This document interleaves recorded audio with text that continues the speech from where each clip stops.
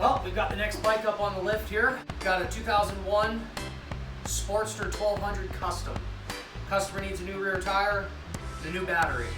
We're going to keep this one pretty simple. Customer is real specific, that's all he wants. So let's go ahead and get to it.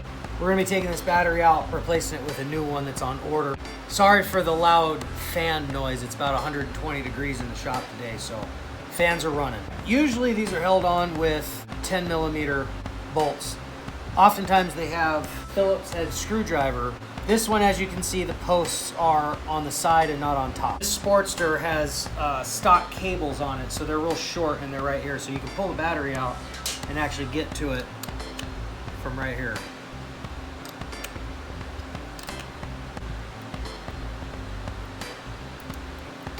Now I'll do the ground side.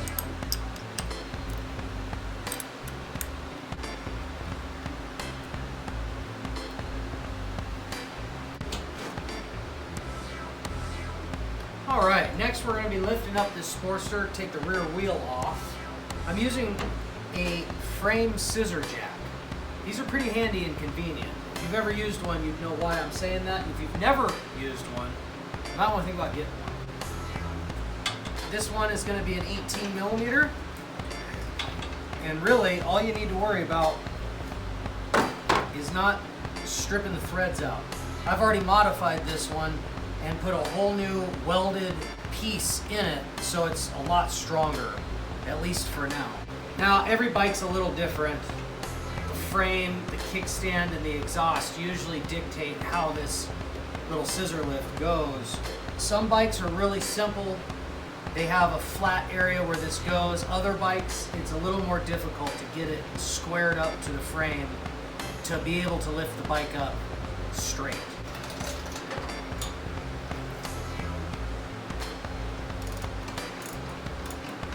If you ever need to shim one side, I found that paint stir sticks seem to work really well with shims. Plus Home Depot will give them to you for free.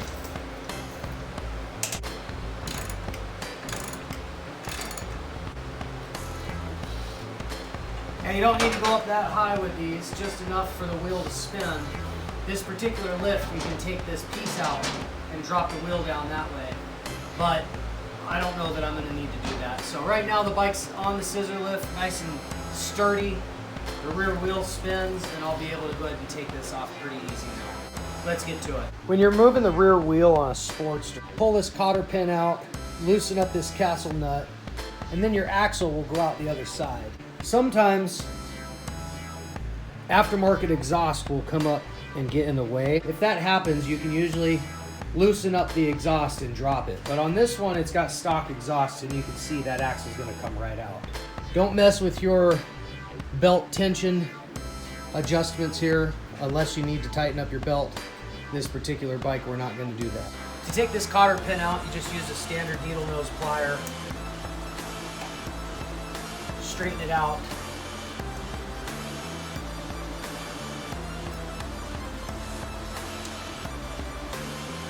And it should be fairly easy to pull out. Now, quick note, a lot of people like to reuse these. They can be reused, but when I'm working on a customer's bike, I always replace them with new ones. So keep that in mind. All right, this castle nut here holding the axle in place is going to be a 15/16.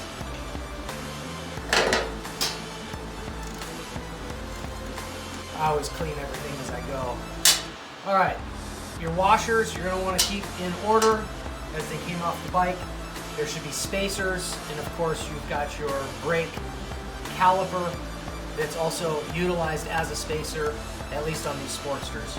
You can just take your everyday ball peen hammer and give that axle a couple hits. If you need to, you can use an extension. Put the extension on the end of that axle and tap on it.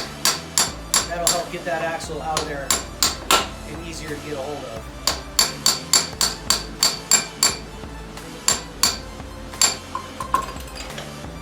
All right, this axle fought me every step of the way, and as you can see, there's no grease on this thing at all. So we'll go ahead and fix that. All right, now that the axle's out and the wheel is free from the swing arm, we're going to go ahead and lift the bike up. This brake caliper is mounted on the swing arm here, so you're going to have to just wiggle this off as best you can, free it up so that wheel can come out. And on this side of the Sportster, you're going to want to go ahead and pull that belt off. Once that belt is free, your wheel is free. So I went ahead and lifted the bike up a little bit more to get this wheel out.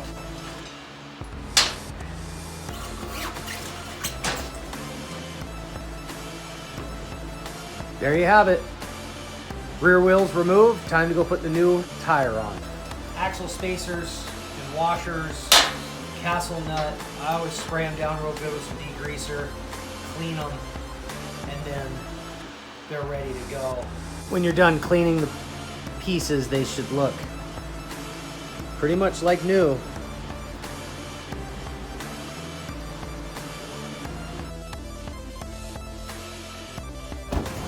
All right, we're here at our local motorcycle shop to pick up the tire.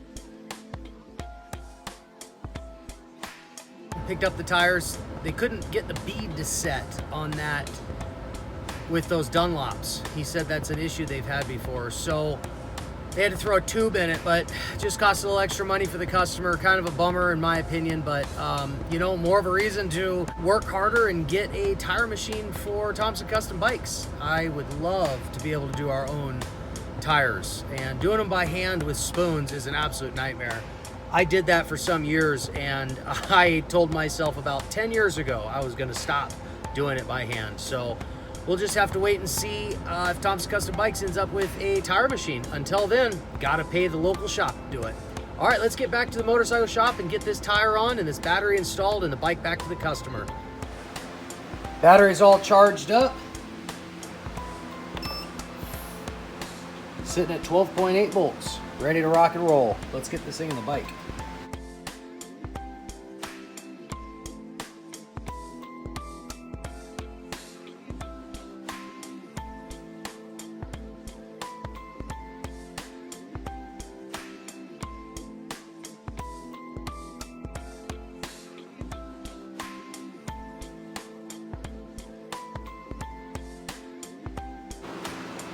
All right, let's talk battery install for a minute. Always connect the negative terminal first, then the positive terminal when you're installing a battery. Also, I just wanted to be noted that the customer didn't have the chrome piece that goes over here, so the battery's exposed. He did give me the upper piece with the strap, and it's in place, fully connected, but I just wanted to point that out. It's a 10 millimeter. They just screw in from the backside, and you're done. All right, let's get to that rear tire now.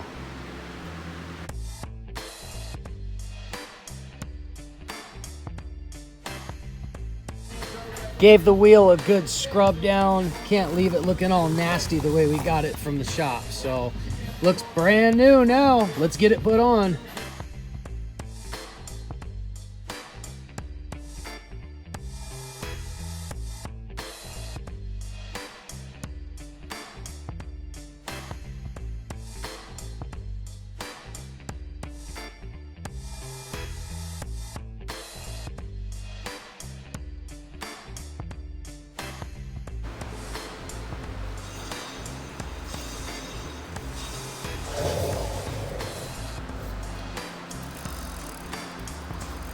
So this is what it looks like when it's all done.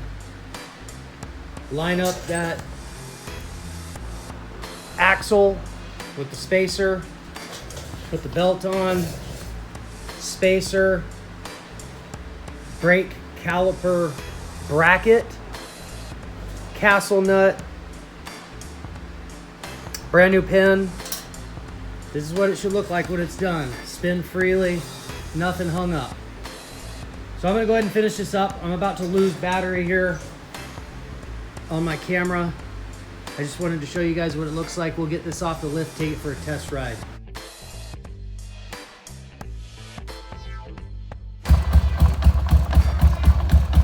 ...2001 Sportster, all back together. Gonna take it on a quick shakedown ride. The engine's got a pretty good lope to it.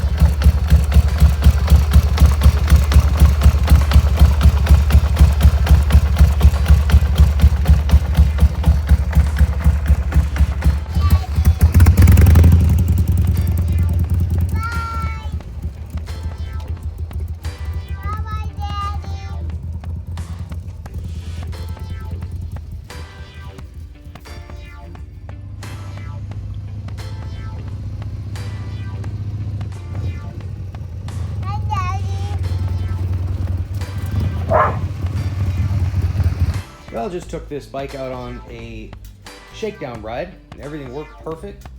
Rear wheel is set perfectly in place. Rear brakes work. Spacing is great. No complaints at all. Bike starts up perfect with that new strong battery in there. Shakedown ride was a complete success. Should be returning this to the customer tomorrow. All right, that's it for this 2001 Harley-Davidson Sportster 1200 custom rear tire and battery job. Catch you guys next time.